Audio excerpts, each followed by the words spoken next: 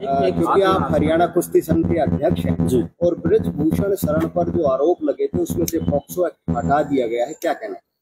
देखिए, ये सारे केस निराधार थे, झूठे थे और ये षड्यंत्र था।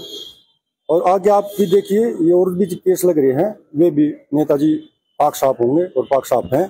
और ये सिद्ध हो गया है कि सत्य विचलित हो सकता है पर हार नहीं सकता, पराजित नहीं हो सकता।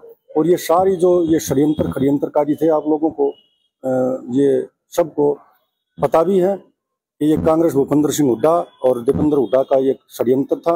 उसी के तहत बजरंग पुनिया, विनेश फोगाट और ये उनको भारतीय कुश्ती संघ को हथियाने का प्रयास उनका था, जो नाकाम हुआ है। इलेक्शन में बहुत ये मुद्दा बनाया गया।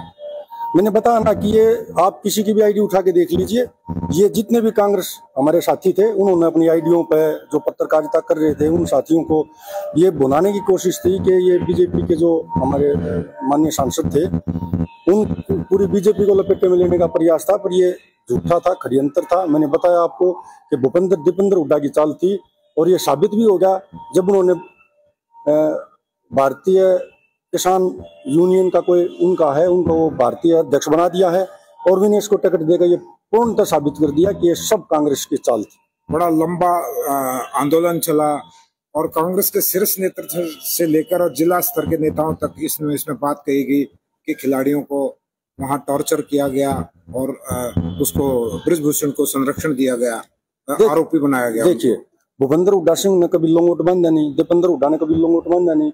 जितने भी पहलवान हैं वो बता सकते हैं आपको कि ब्रजभूषण शरण सिंह ने 12 साल में कुश्ती को फर्श से अरश तक कैसे पहुंचाने का काम किया है।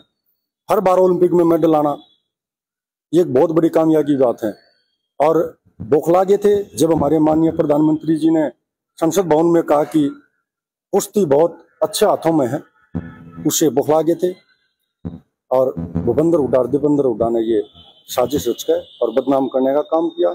और मैं दोबारा कह रहा हूं कि आप जो सांप होता है, जिसकी छवि सांप होती है, आप धूमित कर सकते हो उसको बर्बाद नहीं कर सकते। ऐसा पता चला है कि साक्षी और बजरंग पुनिया ने कहा कि वो संतुष्ट नहीं।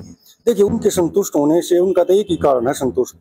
अगर भारतीय कुश्ती संघ उनके हाथों में आ जाए, जिसकी ट्रायल लेनी है उसकी लें, जिसकी नहीं लेनी उसको बाहर भेज दें, तो वो संतुष्ट हो सकते हैं, अन्यथा वो संतुष्ट नहीं हो सकते। और मेरे को ये भी है कि भारतीय कुश्ती संघ उनके हाथों में दे दिया जाए, फिर वे पूरे विश्व की मांग करेंगे, क्योंकि इनकी जो मांग है, इनका जो पेटा वो भरेगा नहीं किसी विश्व।